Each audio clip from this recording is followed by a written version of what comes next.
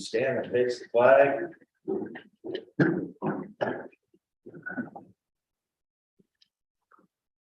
I pledge allegiance to the flag of the United States of America, to the republic for which it stands, one nation, under God, indivisible, with liberty and justice for all.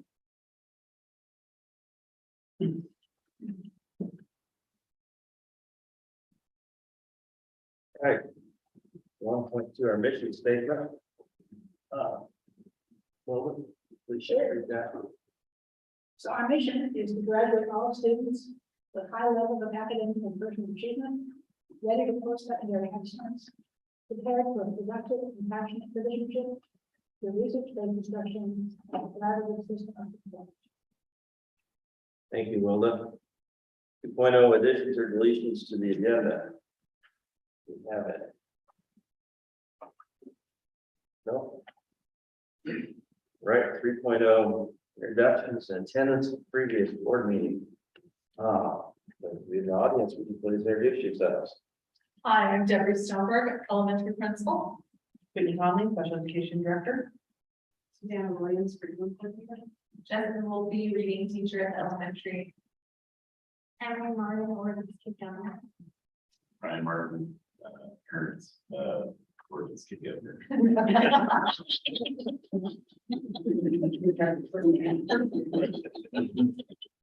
Thank you all for being here.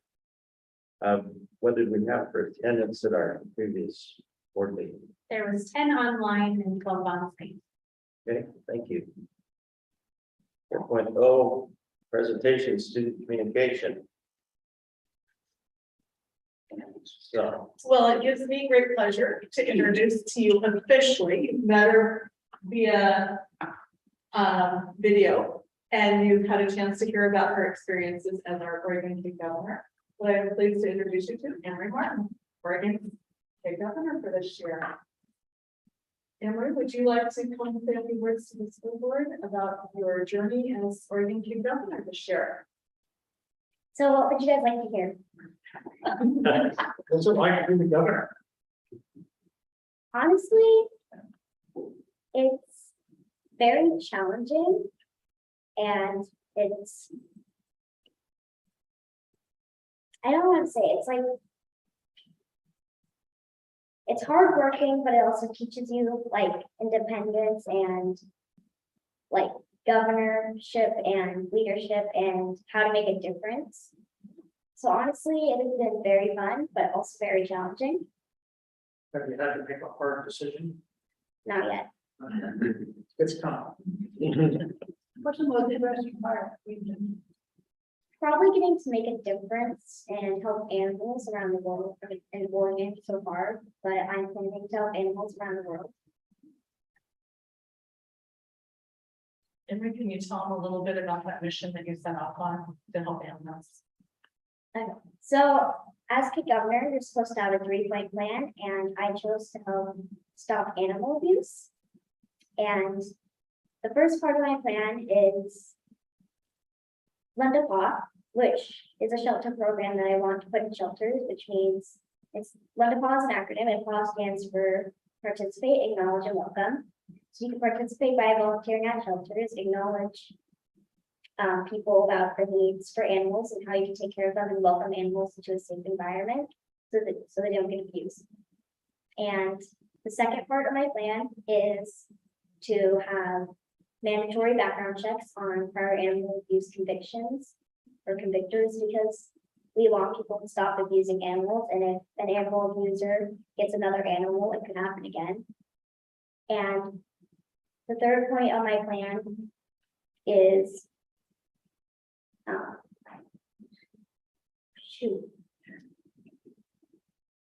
it's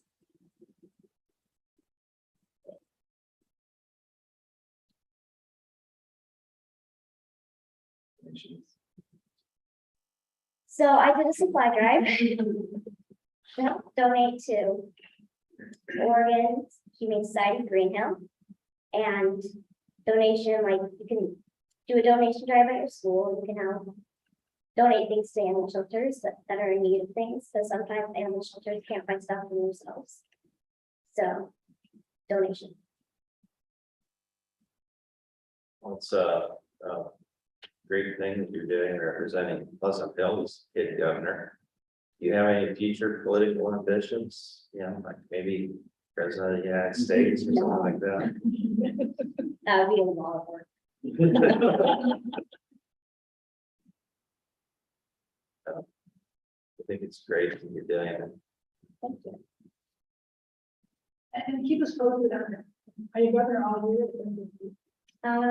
I have next month, then it's passed on to another fifth grader. And we would all have the next month, we can tell us again. For a summary. They would. I think you're looking for a summary after all then, so we can see. Okay. See if we can do that.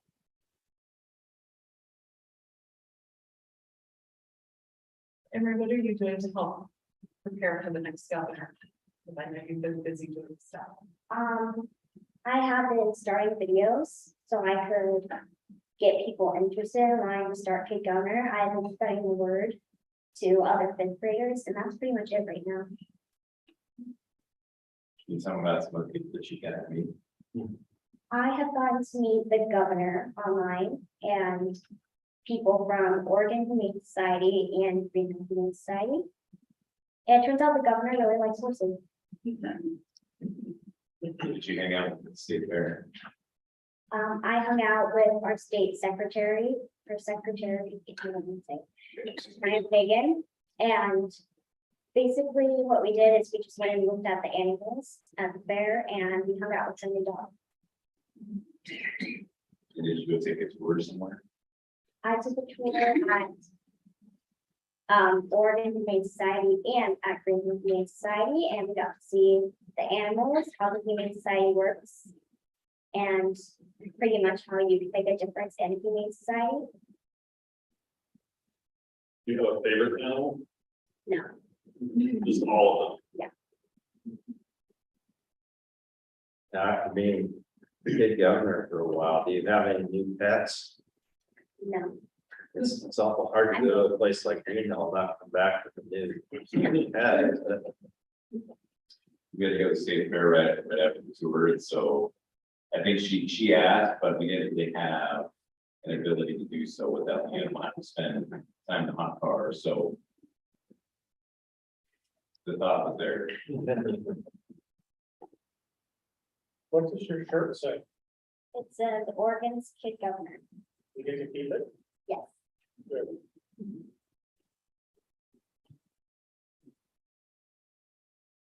Have any more questions for our kid governor? Really glad that you came out to talk to us in person. You're welcome. Yeah, it's very nice to meet you after seeing you online. You're a very impressive kid. Thank you.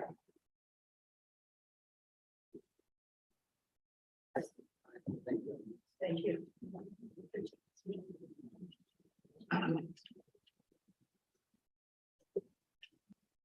I know our kid governor might have some homework, so you can either stay and see the excitement of the board process, or if you can back out the back door to do homework, we would understand that as well. Did we say about the outdoor game tomorrow? No, sorry, outdoor school. Thank you. Hey, thanks again for your.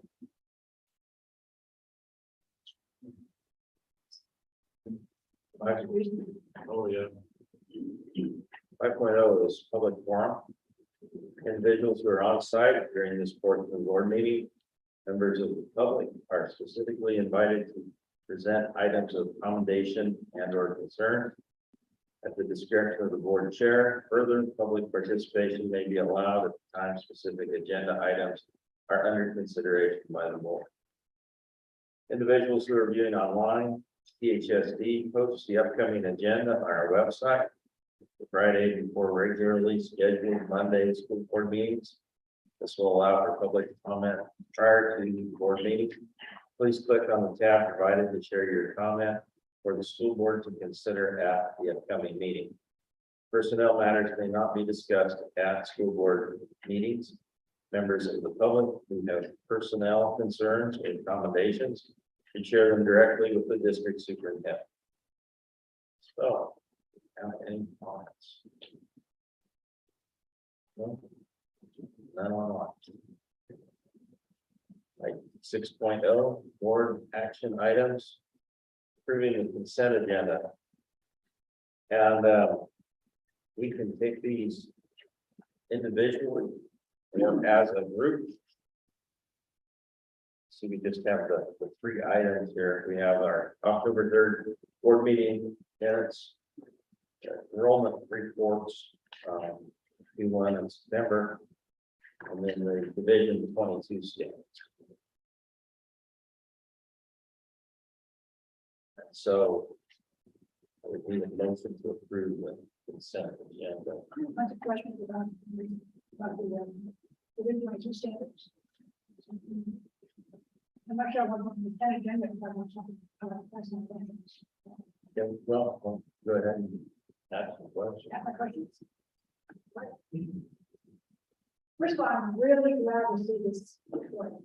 That's in previous years, John, we're told, oh, we have a 22 standards and they're fine. And never get them. We ask for it, we put it together. We get realize how complicated it is. I'm really happy to see it. It's great to have it. So, having done the report, but we read it, and I have just a couple of questions. First general question, it's great to see we're in compliance with all these standards. But is there any one particular one or something that gave us pause or? The ones that give me pause, given that last Friday we were off campus for the integrated guidance meeting. I don't know if I can really count the very first day that I was in attendance. So in total, it was about 9 days of putting this together. So there's a lot of them as far as counts. Fortunately, I'll start with the positive is there's a ton of good policy work that's been done. So around policy piece, really easy. Suzanne has been heavily involved in doing the audit of the curriculum materials that are in. We've got some work to do, but we're also up to date on the adoptions for the curriculum material. Big questions are always around the instructional minutes that we've got, and then also the instructional minutes. And those are always set year by year as far as what does the schedule look like, what's there any changes to the schedules. So yes, there was a ton of loss, but I think it had to do with the essentially 9 days to get this done. And while I'm familiar with Division 22 and the different pieces of it, actually doing the reporting side of it. I couldn't imagine trying to do this. But that's my general. Opinion. Then a couple of things. My page on my stuff here. I guess on the district improvement plan, we need to do one over every 4 years. Where are we in this? So the integrated guidance I sent out, and we'll have some more work coming up on this, is essentially taking 6 different initiatives or plans and kind of putting them into one. And so we are right now, last spring would have been the first opportunity for people to actually look at the integrated guidance plan and look briefly. The report that we got, so this at the main our LCC this on Friday, we took a team to the integrated guidance plan. Is Lincoln hosts or helps, I guess, quite a bit with the actual kind of process. So they have a 0.2 person that's Sue Wilson that is helping guide districts through this. What she explained is we've taken essentially there's 108 reports and put them into one report. So there's a ton of help as far as bringing this all together. It will consider the community engagement work that has already been done. We're also working on some additional community engagements, teacher engagement work to include with that. It's centered around 4 goals. For instance, like well-rounded education, equity advancement, thing too. Once we get this basic framework done, We'll bring it to the board for an approval. There's also been targets that have got to be identified. So it's taking a lot of the work. I should say that it's not substituting the work that the board may want to do as far as goals, but that whole process, if the board would like to, is basically being incorporated now, these integrated guidance work. And so that's some upcoming work that's still coming. So it will roll into this new integrated guidance plan that the state has put together for us. So when the standard said not to be done once every 4 years, but try to get it in 4 years. Yes, and so the timeline of looking at this right is right now we are in just the very official or initial part of the guidance planning process. By the spring, I believe we've got to bring, we have an approval from the state, bring it to the board for approval. And then that planning process, as far as it'll be another 4-year plan will should begin the following school year, 23-24. And it'll be a 4-year plan from there. We have plenty. Yes, Yes. yeah, we have. But it does not be tomorrow or not. It is not tomorrow. I feel, I mean, you're the worst, like I said. yes. I feel pretty good about where we're at. There's still, when you start developing the targets, that work can sometimes really get in the weeds and can be difficult. We're also implementing a new student information system, one of them system synergy. So there's this transition around being able to access and pull data. We've got a new superintendent, we've got a brand new administrative team at the high school. So knowing what is out there to be able to pull. We're in a great spot as far as being able to build this together collectively and have a collective knowledge moving forward. Sort of the follow queries, we have a personal improvement plan meeting. How does that fit in this one? That will be one of our engagement groups. And part of that, I think, is being able to pull that group together at a portion of time during the planning process. I believe here's an initial look at what we're doing. These are like some indicators that we want to be able to utilize. Give us a reaction. Are we on the right track? If it's done right, the people at that table should have been involved with a community or staff engagement group already. So a lot of what's in there should not be a shock to them. We've got our wellness committee as well. That is another group that's in alignment to the board. In the packet tonight, we'll see the deputy advisory committee is not going to pull in and start doing some of this work. I hate to say that it's like, the analogy of building the plane that you're flying, but obviously it's a vision process and it's middle of October, new administration, in a sense, we've got some initiatives started that we will weave back into the program that we need to be there. For focusing on those formative goal areas. When you come to the call, put them together, consider joining a committee as well. Yeah, our greatest committee member was Susie, but now she's not a committee member because she's still a. But it's because of more committee voice. Time, we need more time. We need longer days. I'll go next year. Yeah. Monday, Friday, catch up days. Then, other questions are really just I didn't know. So I didn't know we had a digital scope of sequence for construction technology. Don't worry, we do. Is that captured in one of the? One of the, yeah, one of them. Get the question answered.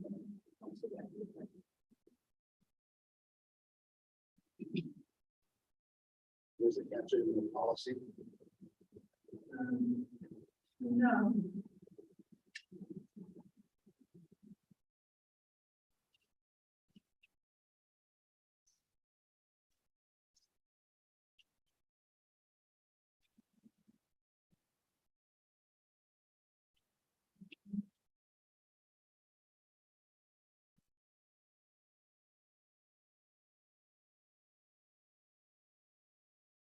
What about the media?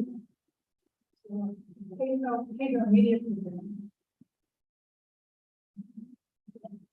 What about the K-12 media?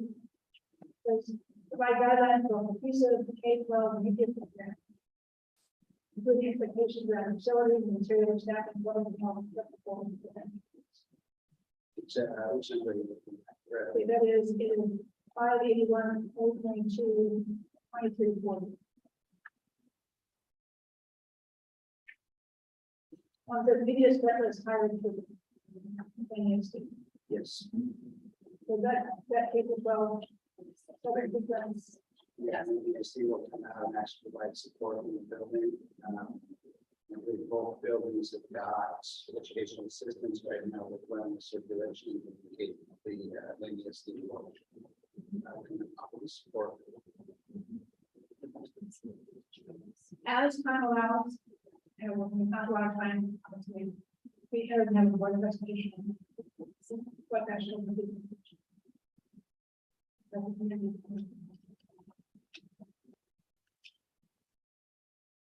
One final question. I guess I have more. We're very glad to keep watching. 100 years. It says, we could use original content of the core curriculum. And I don't have to go into this down that. Do we have any thought to use original content? Well, I believe it would be, well, not as a core curriculum. We're not doing core curriculum. Not in elementary, supplementary. When we were COVID, then yes, it was our core curriculum that we were using in the Wednesday for our elementary box and the elementary levels. Yeah, I think for the supplement. Credit recovery. Yeah, we use word for credit recovery. Credit recovery for kids by school. Sure. Okay, thank you for indulging my.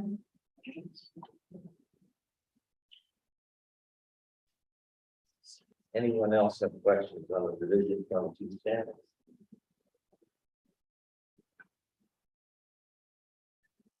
And I assume that we've all had a chance to review 48 minutes and look at the enrollment reports. So then we would need a motion to approve the consent agenda. Sure. I will do. That is what's my name compared. Second. Right, it's been moved and seconded. Is there any further discussion? All those in favor, please say aye. Aye. Aye. Thank you, Gary. Opposed?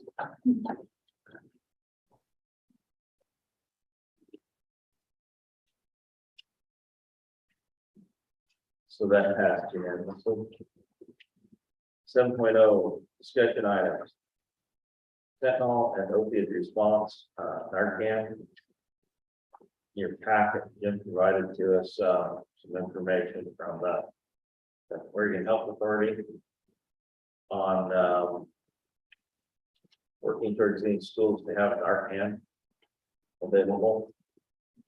And Jim, you know a whole lot more about this than I do.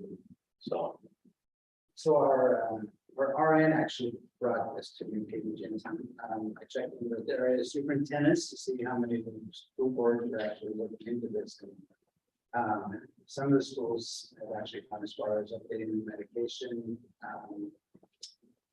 policy. Others were just going to be in the process. It was unanimous across local superintendents as far as the need. There is virtually no risk as far as being injected with Narcan. Doesn't do anything. Unless you're on opioid overdose, and then with the influx fentanyl laced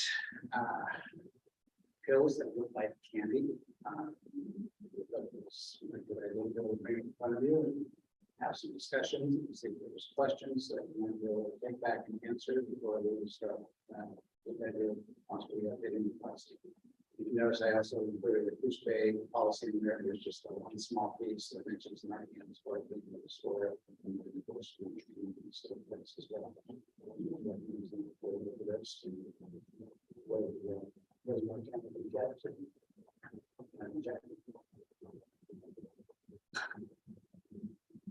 kind of curious, you had who's based policy there.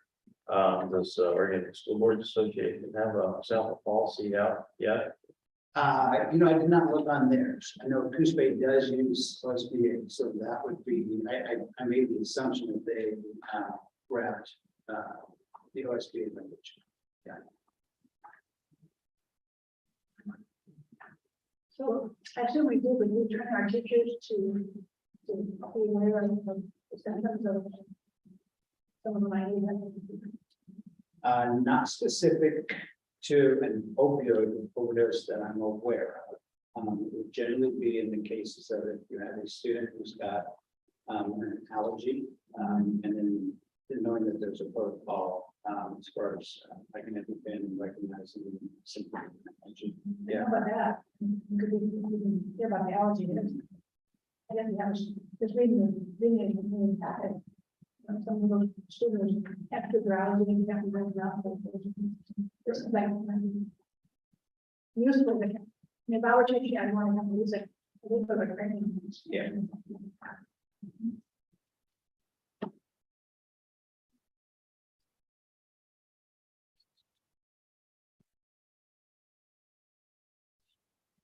We're gonna go around the room. Stephen.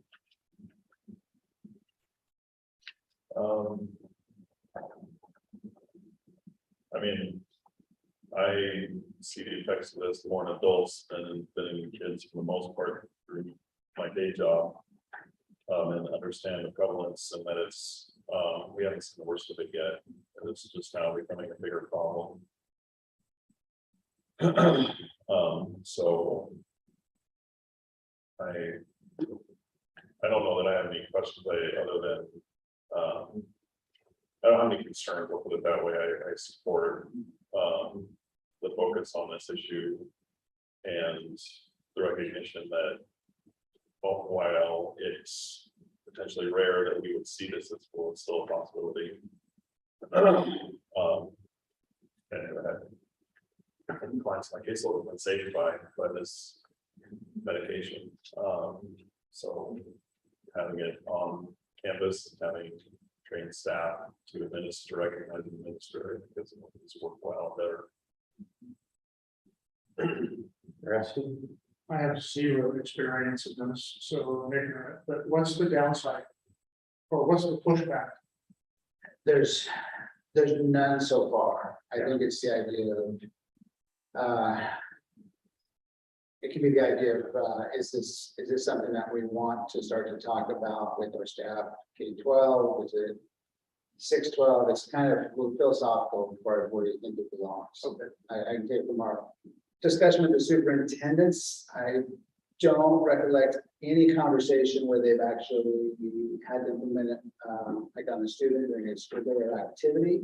But they have, I think it was perhaps has used it on like community members that were overdosing on property. I don't have any concerns at all. Drew? Yes, so I don't have any concerns about having it on the property. Again, just I don't have any personal experience, but just from what I've read and seen online, it seems unlikely that we'll need to use it on a student per se, but I mean, it's better to be prepared for something that never happens than not prepared for when something does happen, I guess, would be my viewpoint. So yeah, I don't have any objections or questions at this point. You know, when I first heard about it, I thought, well, that's not something that's necessary, but then, yeah, Jim mentioned that the pills are made to look like candy now, the new marketing, and that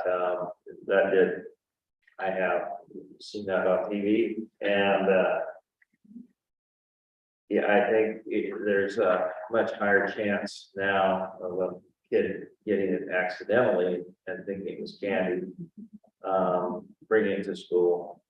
And, you know, so since there is that possibility out there, I don't think it's a bad thing to have around.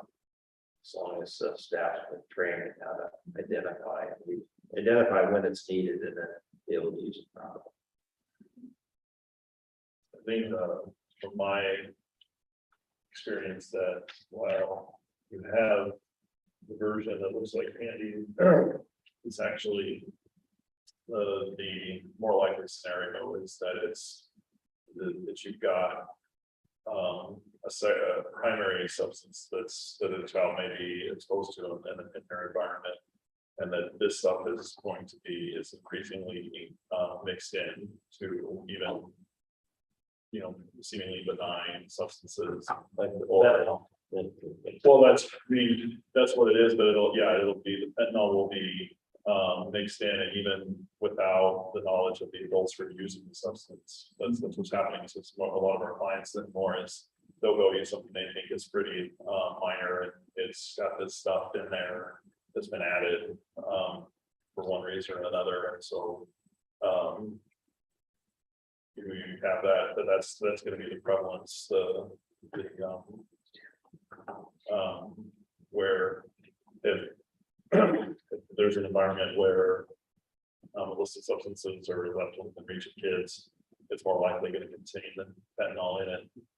And it's just getting worse. Like we're kind of just now experiencing the wave that the rest of the country has been experiencing for years now.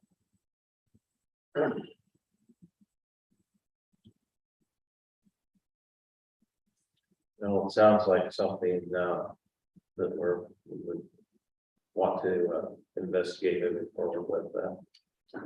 So if you're good, then I think it's about a 1 paragraph add to the existing medication policy. And we can have that ready for our first reading the next board meeting. Right? And 7.2 is the Equity Advisory Committee.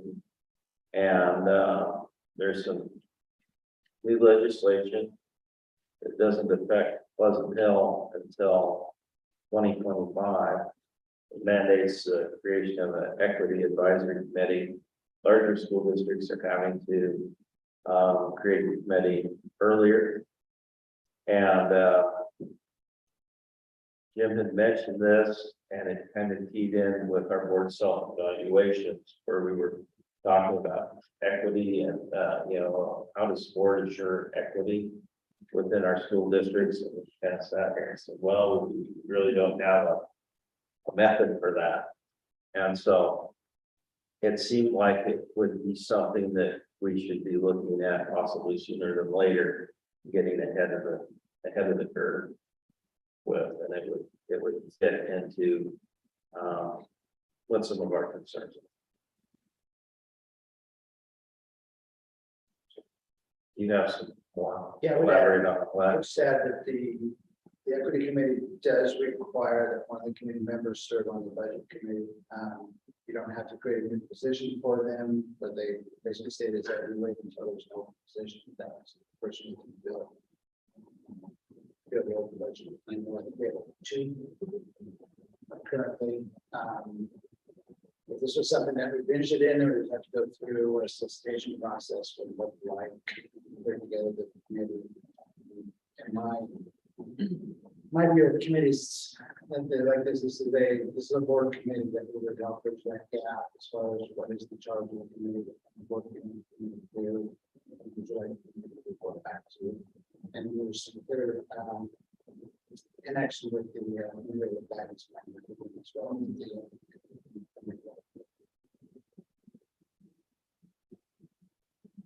Well, and board members would be eligible to be that position too, because they're on the. To be as part of the equity committee. Yeah. Yeah, I don't, that would leave that up to you guys as far as what it would look like. And soliciting. Folks who want to have a representative on the board meeting as well.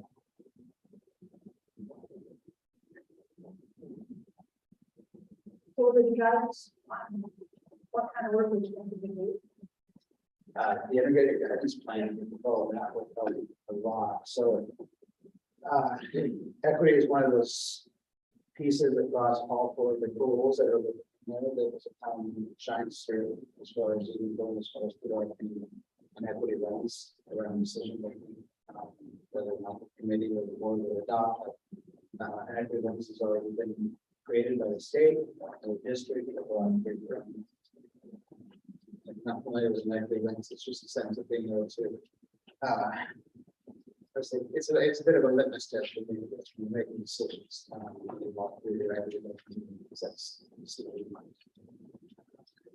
make it through the lens, and if it is, then it's back to test as far as equity decision. There's the piece around it is fairly limitless as far as how far you want to take it. I think it's just first step is there interest, second step is just clear deliberation around what does it mean, what are other districts doing, so we get some parameters as far as what you want it to look like. I don't think it makes sense to go out and start to solicit people and to whether you have a good idea of what you want it maybe to look like, so they know what they're applying for, assisting for.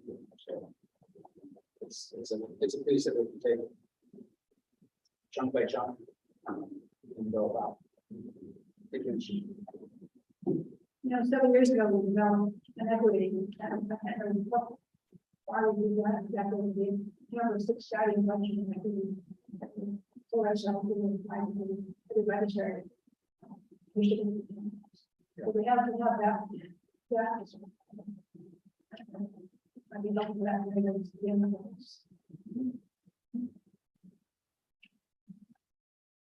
Should have a copy of that.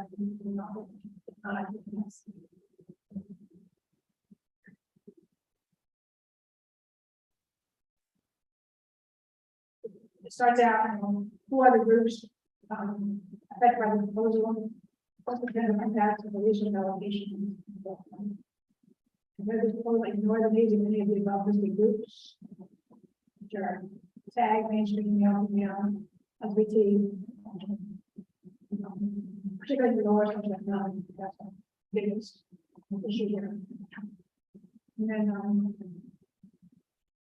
how to involve, intent involve stakeholders affected by this proposal, and not how to do that. Those kinds of things. I don't know the roles. It's not in the back of my mind. Pretty far. Yes, I did. You remind me.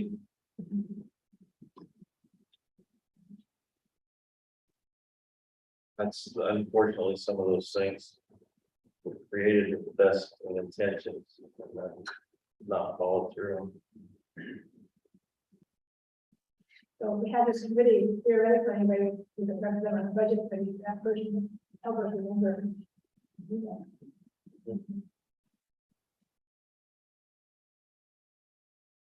We're around the room again, but I'm gonna start with Drew.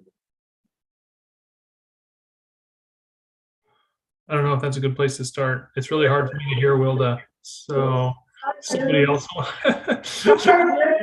That's okay. Somebody else want to start and I'll follow up at the end.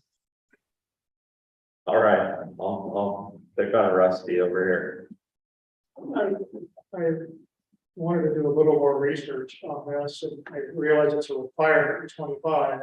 We're asking the question, do we want to do it early, right? Does this thing define equity? And here's why I asked. Yeah.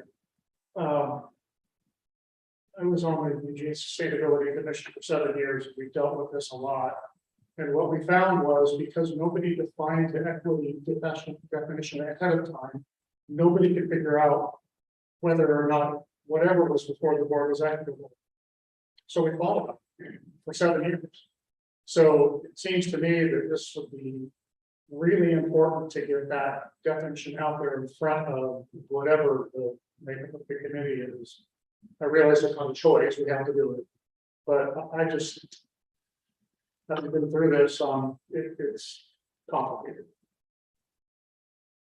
Yes, and I don't. Defining, I would look at it this way, defining equity is going to be really specific to the item that you're looking at. So, and I think of this as, like, use example like an elementary school. An elementary school will go through a process of building class lists, normally sometime in the spring, that will then follow over to teachers when they qualify. The process that you go through historically can be those who have access to talk to the principal or seek out knowing where the teachers are and then determine where their child goes for the next year, while those who don't have that access get teachers given to them. So, you know, a process as far as staying equitable to that, and the principal will often develop activities where teachers will go through and they'll profile their students regarding, you know, they're receiving take services, are they receiving special education services, what's the data look like, what's the attendance look like, and you get a complete profile of the students, males, females, and then you start going through and actually equitably putting classes together as an example. So that would be an example of a lens I think that we would start to look through equity. The same thing with like the budgeting process that we go through. This committee, again, I would encourage us to look at it through the lens of it is a board committee. And so the idea of what would be the technical aspects that the board would want this committee to start with in regard to the district, and not be the charge going out to work. So the board would then kind of define what that first piece looks like. Okay, we've got that piece in place. Now, do we go out into the ring as far as charging them to examine? Could be in developing a plan for community engagement. I think the SHAC committee, the wellness committee, has been a committee. I've attended that, but meeting the other day, the wellness initiative that started, the policy that started that, I believe goes back to the late 90s, maybe early 2000s. And so I can tell you most wellness committees have kind of fizzled off and the policy lives. We still got an active wellness committee. In fact, there's some updates to make to the policy, or to get to the policy that we've got to talk about. But there's a committee as an example that is doing a lot of work behind the scenes. That there's potential also for them to be able to come in front of the board. I think there's a Jensen annual reporting or annual reporting to the board as well. But for the board to actually have some direction, also related like that, we need to do and work on getting information in front of you. I see that the longer the equity committee is a signature.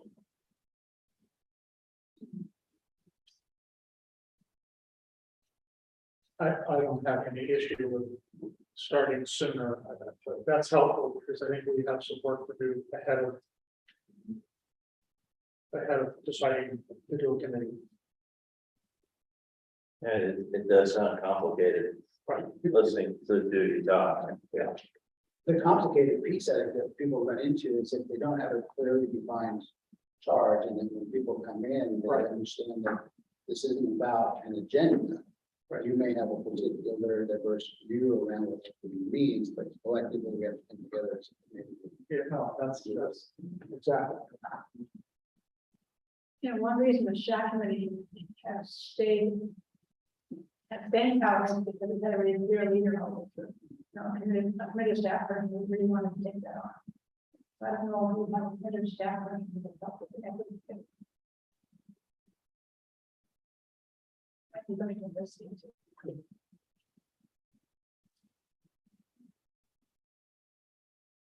Stephen? I don't see any need to. I think at least from the board perspective to hold off. I know we're technically not supposed to have something until 25, but. I agree with your perspective that.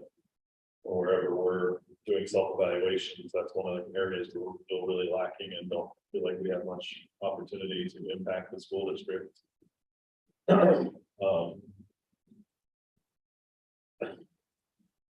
So I think that it would be important for, to Russ's point, for us as a board to decide what equity means in the school district. then start from there. All right, Drew. This is your last chance. Yeah, no, I think I'm caught up now. Yeah, I don't have any issues starting early if that's the main thing we're discussing now. I mean, it's a requirement. We're gonna have to do it regardless. So the sooner we start to figure out, what the mandate is and what we need to do to comply and how we want to interact with that committee and, how we want it to look, the better. Just gives us more time to work with and stuff. So yeah, I'm fine starting early, whatever that looks like. All right, So we'll start to maybe plan ahead as far as even the work session. Obviously, people are even going to be able to talk a little bit about what some other districts have done or what the work might look like. Get that information in front of you and just start to slowly narrow it down. We can just work with a future meeting as well as far as getting a little bit deeper into the greater guidance to see how this can help folks to that work as well. Did I read the larger districts from this month of this year, they had to have it in place? So yeah, over 10,000. Yeah.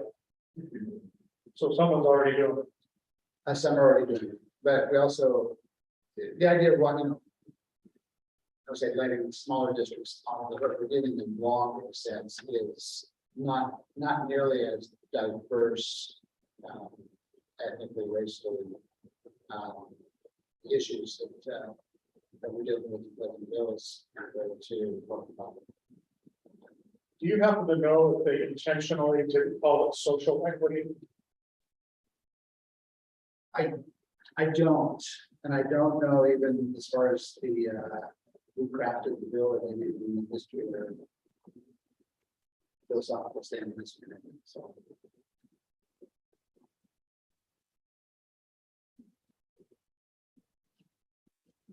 all right.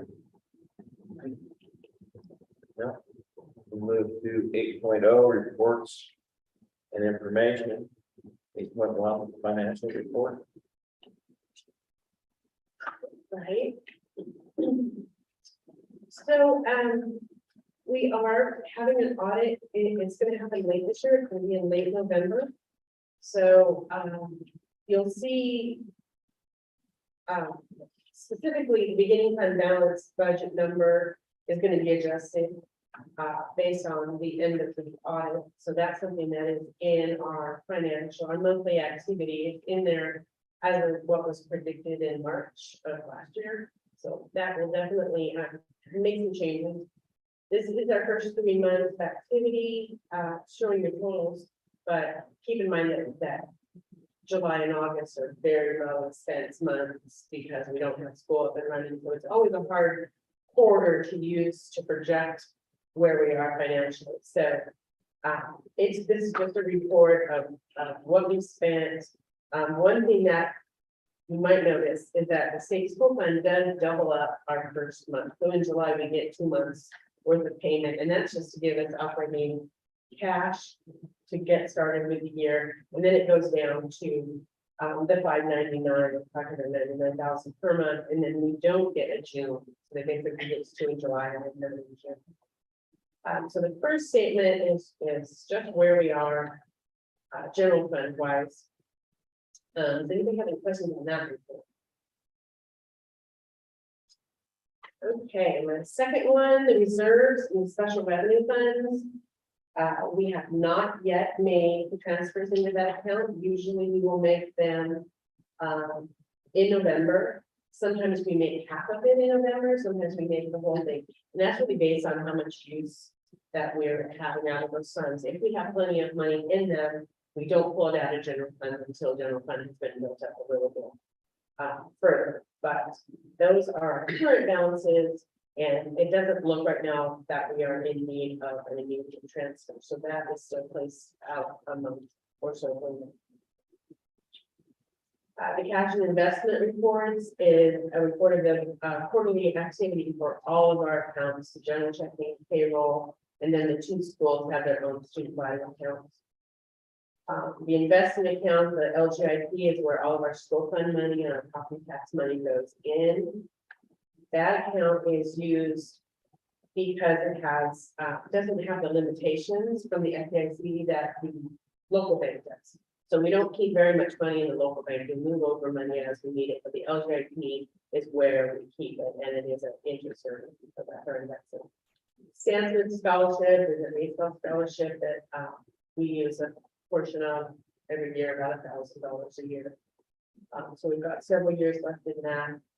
And then the high school money market is just part of what was in their checking, we moved into a money market, so we could earn a little bit and be safeguarded.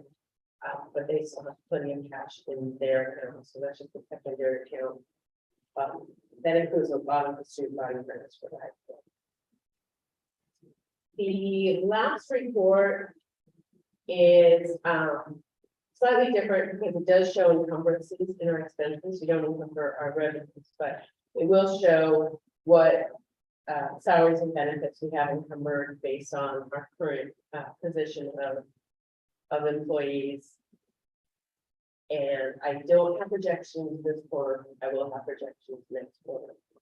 It just feels too early to try to see where we are on budget, just because of July and August being as limited as they are. That is all that I have. Is there any questions?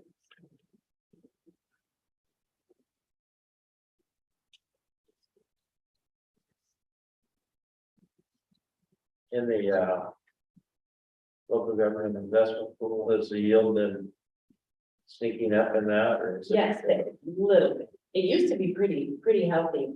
But what the percentage I have there is the most current. And that is just a teeny bit higher than it was last. It seemed like it used to have a very good yield, It did. and then it went down with everything else, but it's lagging, coming back up.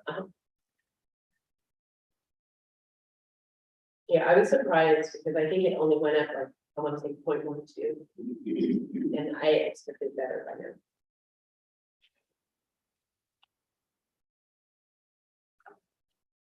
Okay.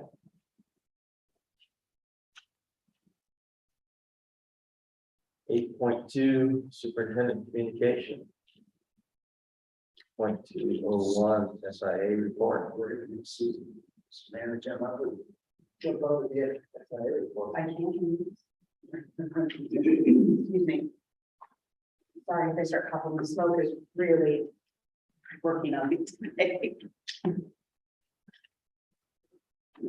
I'm operating the assumption that you know everyone in the room.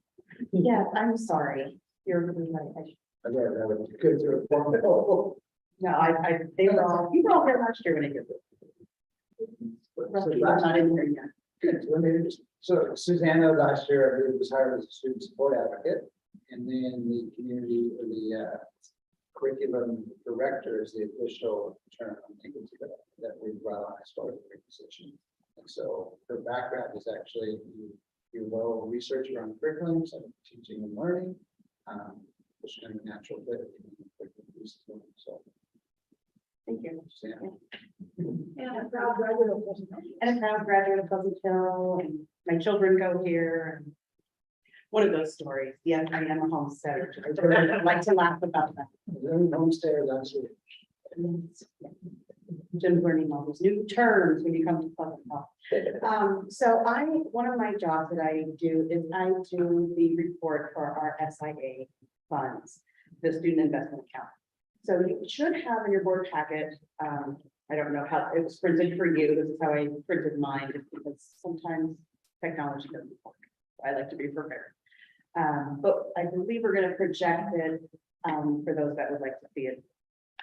But basically, Did that when I turned it on. so this is the introduction slide that has our mission statement and such on it, and talks about that is the Student Success Act, which is where the student investment account comes from. Do you want to go to the next slide, please? The important thing to know here is that about $1 billion out of the state school fund is in this student investment account. Obviously, we do not get the full $1 billion, but it is a pretty good investment that they make in our school every year. So I am required by ODE to not only create quarterly reports, but an annual report, and then for the annual report presented. Excuse me, it's not an action item, but it's just so you kind of know what we're saying to ODE. And so the community has a chance to view it online, they can make comments on it and help kind of direct what we're doing based on our original goals that were selected, I believe now 2 or 3 years ago, I think, when the goals were originally selected for us. It is equity focused, so you're going to see it, you're going to, especially with all of our reporting, you're going to start hearing those same terms over and over, because they're really starting to put us under this umbrella that Jim talked about. SIA was kind of the first report to go down this path last year, and now the other reports that we do are following suit with this. So here is a definition from them on equity and education, so maybe that'll help your conversation a little bit later if you want to use it. Education equity is the equitable implementation of policy, practices, procedures, and legislation that translates into resource allocation, education rigor, and opportunities for historically and currently marginalized youth, students, and families, including civil rights protected classes. So that is their definition of equity. Thank you. A big part for us is community engagement. So we are trying to find ways to reach out, but we still want to use that equity lens. So we want to make sure that we're being able to reach everybody, not just, as kind of the saying goes, the 10% of the families do 90% of the work. We want to get to 100% of the families and not just that same 10% that we tend to see. So that'll be something we work on. A big part of this is also addressing students' mental and behavioral health. So that's a common thread we see. We want to reduce disparities based on race, language, students with disabilities, or experiencing poverty, and improve teaching and learning conditions for them. So for goals, we want to meet our students' mental health and behavior needs, and we want to increase the academic achievement, including academic disparities for those students of color, disability, navigating poverty, homelessness, foster care, which is actually, the foster term is being changed, the resource care? Resource. Thank you, yeah, I thought I had heard that, so that would be something they need to do. And then students who are emerging bilingual, so these are all really important things and exciting to be able to prioritize. There are the big 5 priorities. Reducing academic disparities, which we talked about, the behavioral health, which we talked about, providing equitable access to academic courses, allowing teachers and staff to have sufficient time to collaborate with other teachers and staff, review data, excuse me, on students' grades and absences, discipline, and then developing strategies to ensure that those at-risk students stay on track to graduate. And then, of course, establishing and strengthening partnerships, which is something we try and do here a lot anyway in the community. So for our allowable uses, they were reducing class size, well-rounded education, instructional time, and health and safety. So when this was originally created, they had to select their goal based off of those. Excuse me. Go ahead and switch slides. Thank you. So the accountability for this, things we're going to look at, is this working? We're going to look at our regular attender rate. So back into absenteeism, 3rd grade ELA proficiency rate, 9th grade on track, and then 4- and 5-year graduation rates. So on the data we collect, we can use that to see, is our investment working? And then be able to kind of help judge if we need to adjust.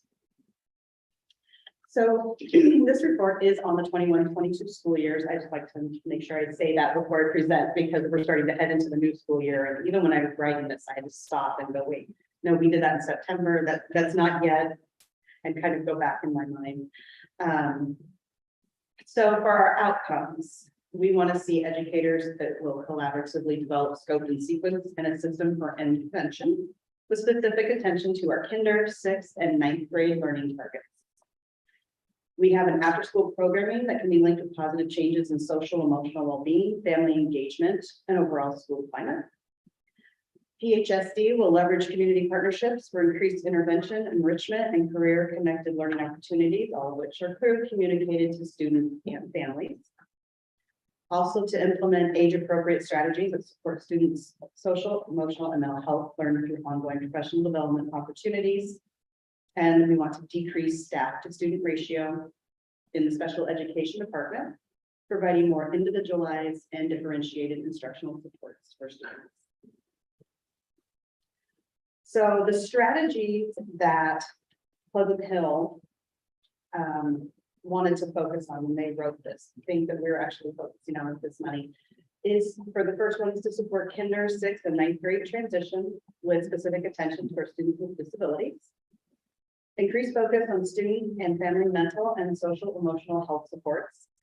This was called out that this was actually embedded in each strategy, but they specifically wrote this as a separate strategy for us to focus on, just so it didn't really get lost in the shuffle.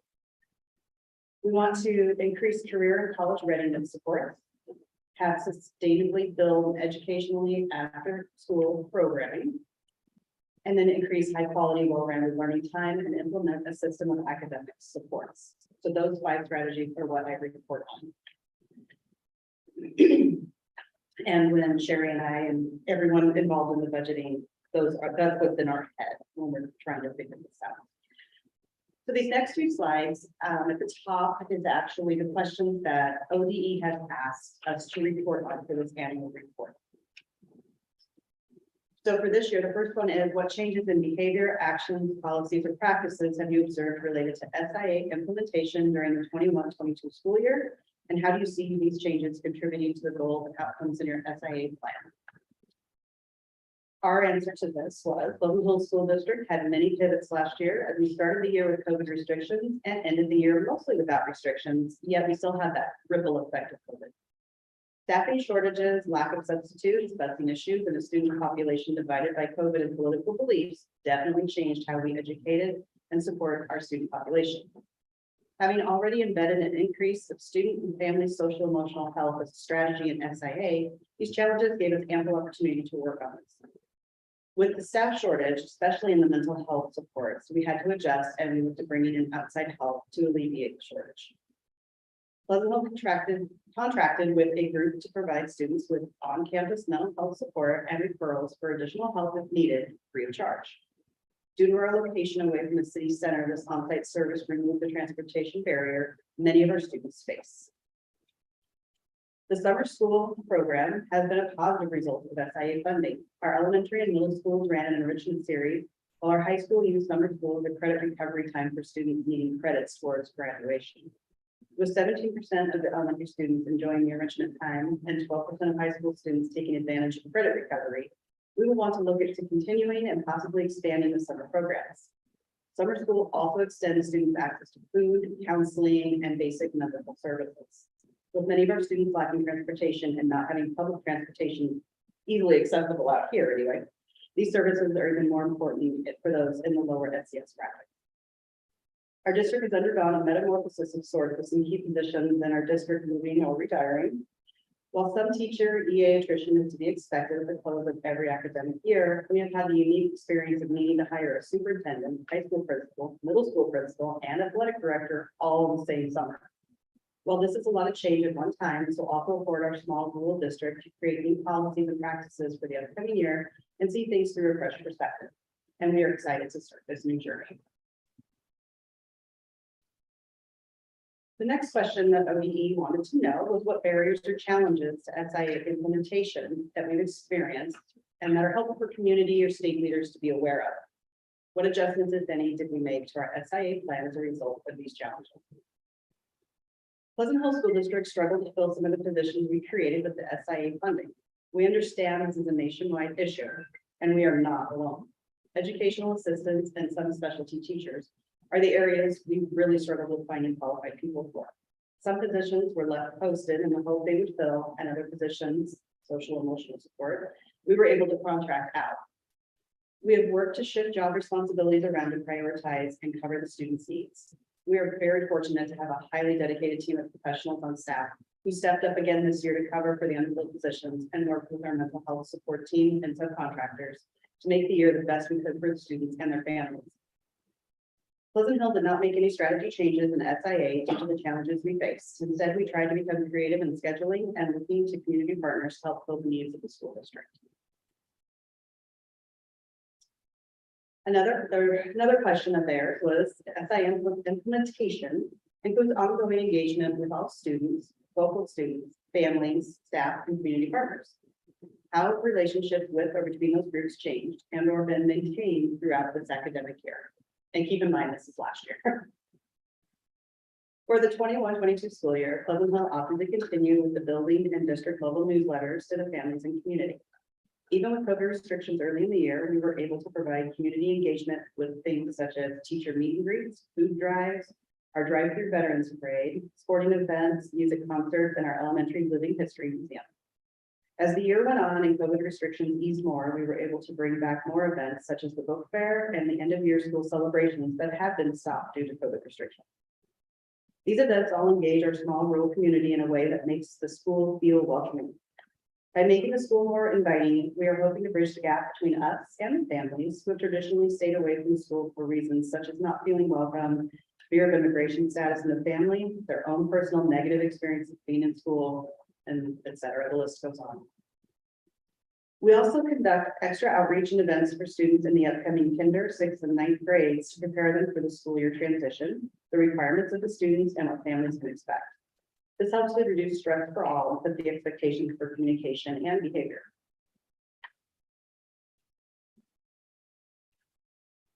The last question they asked was, as you think about what guided your choices and prioritization efforts in this year of SIA implementation, what stands out?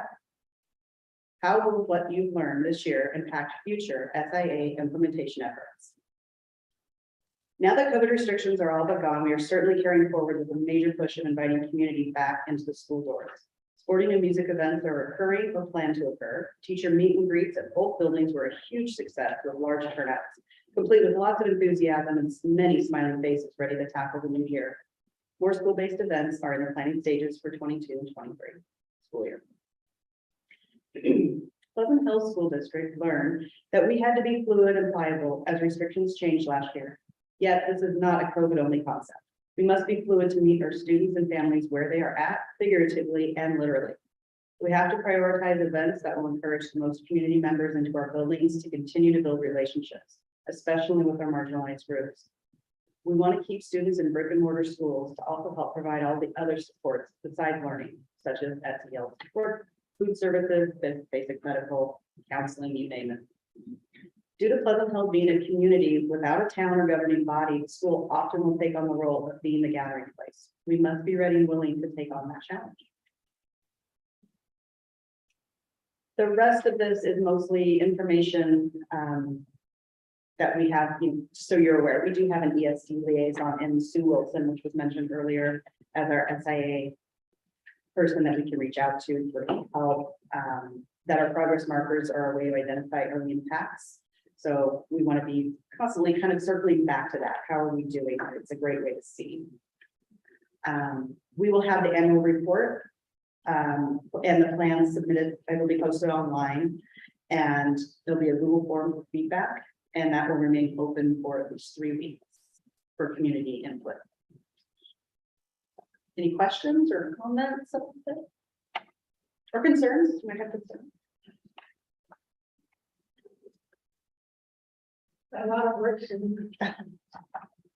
It can be, but it's kind of a nice little wrap up too, I think, of what we do. When I go and get my head around this on outcomes. I can see we can measure things by how many people pronounce the event. How are we measuring, or are we measuring academic improvement of the whole students? That is something we have been actually starting to discuss, is to look at that, because we have our data by school. But to start looking at some of those marginalized groups and really digging down into it and seeing. It would be nice for me as someone coming from education research. I would love to look at the data more and see what it tells us a lot. Everybody interested in this?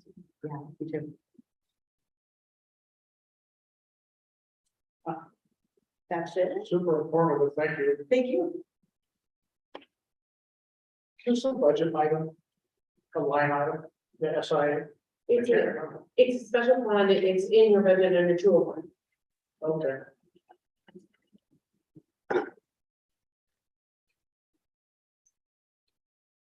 So that's a segue that I can add on to just a little bit as far as the integrated guidance. So the integrated guidance is 6 programs that they're combining. They call it grading. SIA is one of those. Another one is called High School Success, which Mike know was made in '98, which is also funded. There's also the continuous improvement planning process we talked about.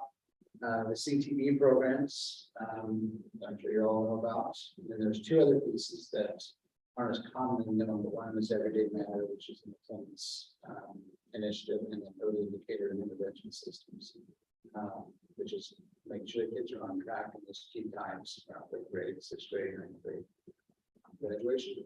So that's taking that SIA work that Susanna presented on, and now we're working to integrate that work, and like you hear about focal points, that's a lot of the work that's in the creative planning process as well.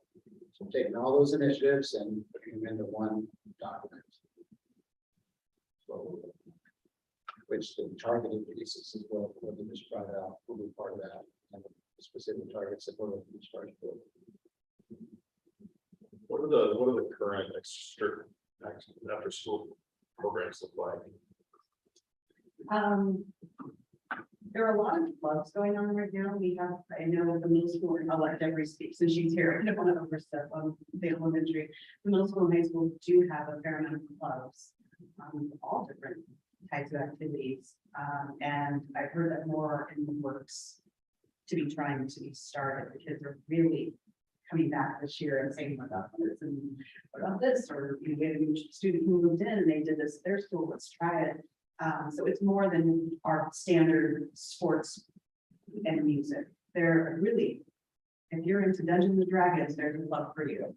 If you're into, you name it. But those are being supported through this fund. Some of them are, and then a lot of what's being supported right now is funding for staff. And then those staff are picking up these clubs and funding. Okay. And if I can piggyback on that just a little bit, all of those SIA positions are filled for this year. We were able to bring that up. So last year we struggled spending the money that we thought we were going to. And so for this current year, did a great job of hiring this position. Yeah, this is the first real year we'll actually really be able to take advantage of that stuff. I remember going to the OSBA convention in November of 19. And everybody was just ecstatic that this got passed. Like there was a big, huge celebration the entire 3 days. And 5 months later, the schools were closed down. It was just like, it had to have been the biggest kick in the gut. Because there were people that were legit, like some of it was a little hammy, but there were people that were just legit, like have been fighting this for decades, and they're like finally, and then COVID.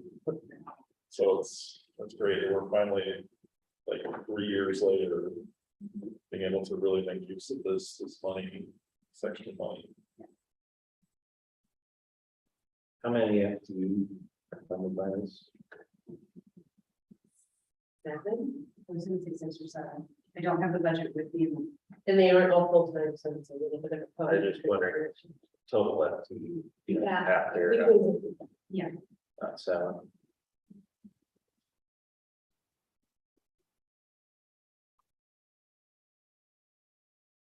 Do you have any questions for Susanna? Susanna, thank you. Thank you for the presentation. 3.3 Pleasant Hill High School, Pleasant Hill Middle School. You have anything there? We don't. We'll have some student reports on the next. For the high school, we finished the ASB elections and plan on having at least the student body president, possibly the vice president, present what's going on from a student perspective.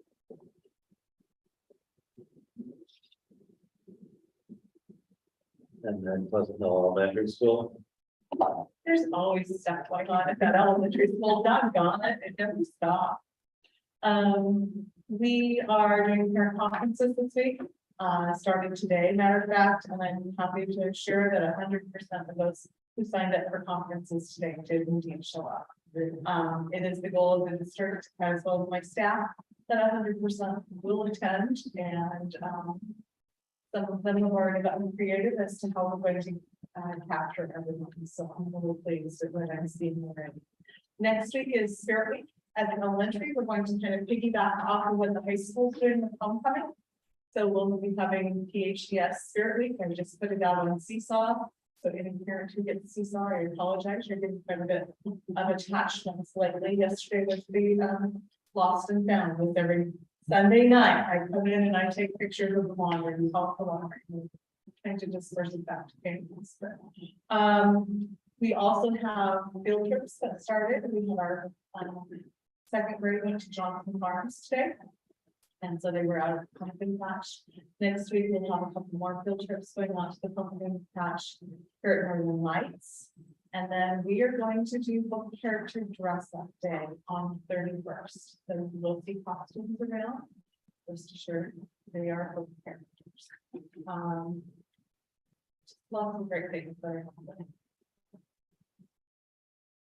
For your conferences, what percentage of students, parents are signing up for the conferences? Right now, John, I went through them really quickly tonight, just kind of checking myself. I would say 100% are signed up. And if you remember in years past, I think our lowest average, I'm hoping it'll be high. Again, this year is like 97%. That's great. We've always been 95 plus. We're aiming for 100 again. Questions for Delaware?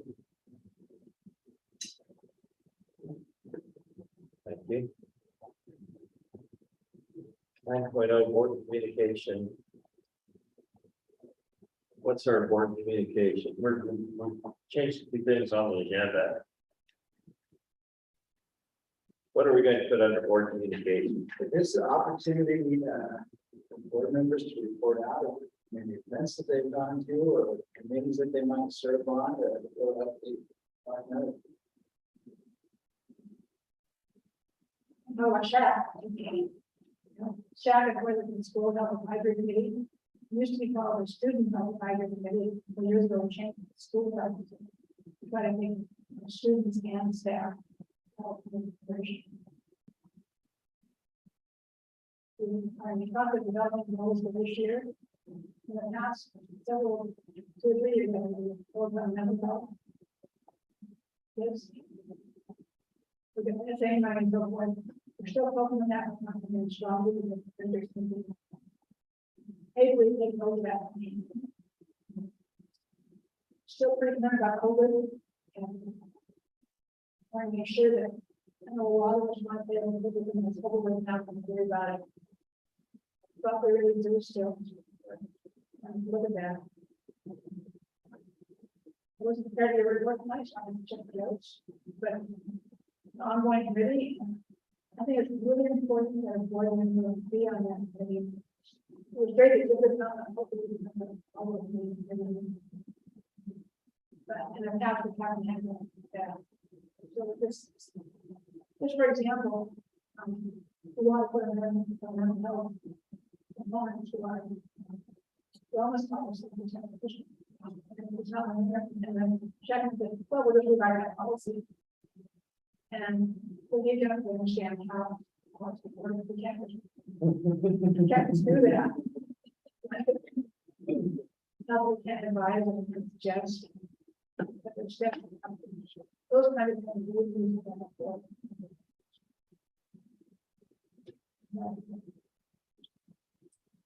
In the future, we have to do that. Let's say that's the.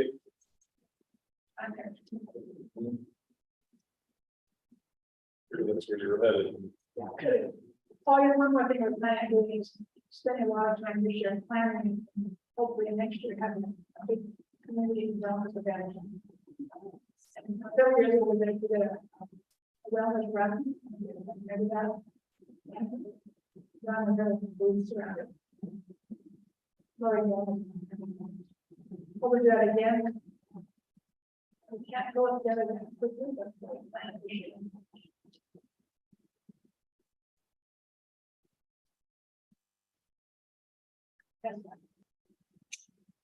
I guess one of the items I have is, we've been talking with Steve Kelly coming and doing the board training with us regarding the board's relationship communications with the superintendent.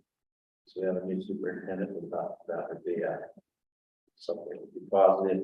And December 5th, that's what Steve has available and we're scheduled with them for the December 5th board meetings. So it'll be mostly work session with Steve Kelly.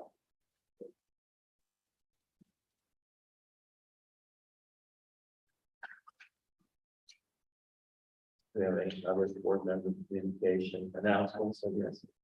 No, I have a question. sure.